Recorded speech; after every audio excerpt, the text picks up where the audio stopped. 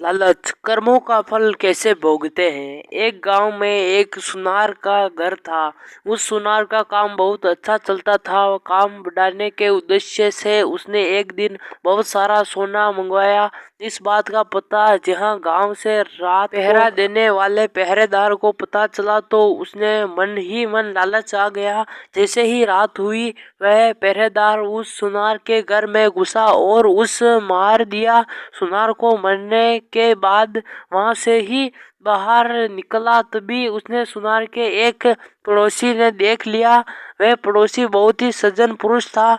उसे अचानक देख पहरेदार घबरा गया। उस सज्जन पुरुष ने पहरेदार के हाथ में जब बक्सा देखा तो उस सवाल पूछने शुरू कर दिया। ये बक्सा लेकर कहाँ जा रहे हो? शे शोर मत मचाओ। देखो इसमें एक थोड़ा सा सोना तुम ले लो। थोड़ा ले लेता हूँ, मैं ले लूँ, मैं गलत काम नहीं कर सकता। यह सुन पहरेदार ने उसे डराने के लहज में उसे कहा, देख मेरी बात मान जा, नहीं तो बहुत बुरा होगा। फिर मुझे दोष मत देना। धमकी देने पर भी जब वह सज्जन पुरुष ने माना तो वह पहरेदार ने जोर जोर से चिल्लाना शुरू कर दिया। जब सब लोग इकट्ठा हो गए तब वह सबको झूठी कहानी बताने लगा। यह आदमी सुनार के घर में यह बक्सा लेकर आ रहा है, मैंने इसे पकड़ लिया। जब सब लोग ने सुनार के घर जाकर देखा तो सुनार मरा पड़ा था। पुलिस को बुलाया गया और पुलिस उस निर्दोष व्यक्ति सुनार के कल्ले के इलाज में पकड़ ले कर गई। मामला कोर्ट पहुंचा।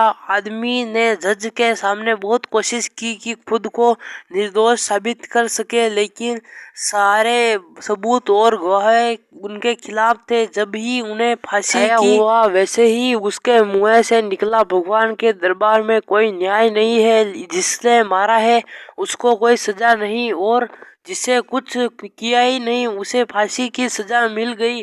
जज को उसने इस शब्द में लगा कि कहीं उन्हें फैसला कोई गलत तो नहीं किया दी। जज ने सच का पता लगाने के लिए एक योजना बनाई। अगली सुबह एक आदमी रोता रोता जज के पास आया और बोला, सरकार हमारे भाई की हत्या हो गई है, इसकी जांच होनी चाहिए। उस समय जज ने फांसी की सजा मिले उस व्यक्ति को, उन्हें पहरेदार को उसे मारते हुए व्यक्ति की लाश उसे कर लाने को कहा। जब दोनों दिए गए पते पर पहुंचे तो देखा कि खून के लथपथ लाश चौपाई के ऊपर पड़ी है और उस पर चादर डाली गई है। दोनों ने उस चारपाई को उठाया और चलने लगे।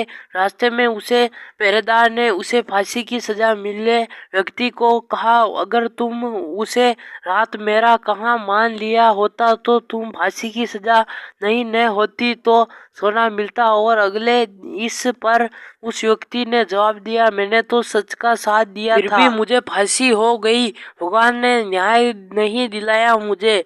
चलते चलते जब दोनों जज के सामने पहुंचे तो चारपाई पर पड़ी हुई लाश एकदम उठ गई। असल में वह लाश नहीं थी बल्कि जज द्वारा सच का पता लगाने के लिए गया एक सिपाही था। उस सिपाही ने उठकर सारा सच्चाई जज की बता दी। जज सुनाई सुन बहुत हैरान हुए। पहरेदार को कद कर लिया गया, न्याय हो गया था, लेकिन जज के मन को अभी भी शांत नहीं मिली थी जो उन्हें उस सज्जन व्यक्ति से कहा, इस मामले में तो तुम निर्दोष साबित हो चुके हो, लेकिन सच सच बताओ तुमने कभी कोई हत्या की है क्या?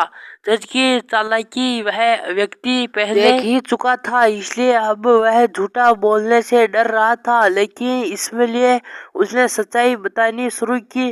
बहुत पहले की बात है, एक दुष्ट व्यक्ति मेरी घर हाजिरी में मेरी पत्नी से मिलना आया करता था। मैंने अपनी पत्नी को उस व्यक्ति को समझाने का बहुत प्रयास किया मगर वह नहीं माना। एक दिन जब मैं अचानक घर पर गया तो देखा कि वह व्यक्ति घर पर ही नहीं था।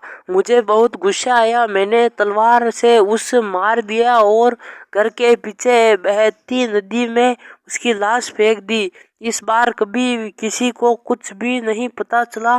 जज ने कहा, मैं भी यह सोच रहा था कि मन कभी कोई गलत काम नहीं किया, न ही किसी रिश्वत ली, फिर मैं हाथ से ये गलत काम फैसला हुआ। खैर तुम्हें कर्मों का फल तो भोगना ही होगा। पहरेदार के साथ उन्हें तो फांसी होगी। तो दोस्तों ये बात तो सच है कि कर्मों का फल भले ही देर से मिले लेकिन मिलता जरूर है। फल कैसा हो ये इस बात पर निर्भर नहीं करता है कि आप कर्म कैसे थे।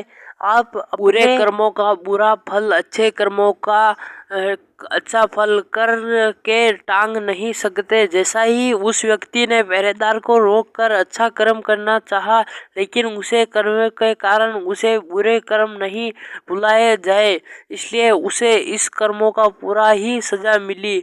भले ही देर से मिली लेकिन मिली। तो दोस्तों आपको इस कहानी से बहुत कुछ सीखने को मिला होगा। तो दोस्तों हमारे प्यारे चैनल को सब्सक्राइब भी जरूर कर ले। और दोस्तों हम मिलते हैं किसी नई कहानी में, तब तक के लिए जय हिंद जय भारत।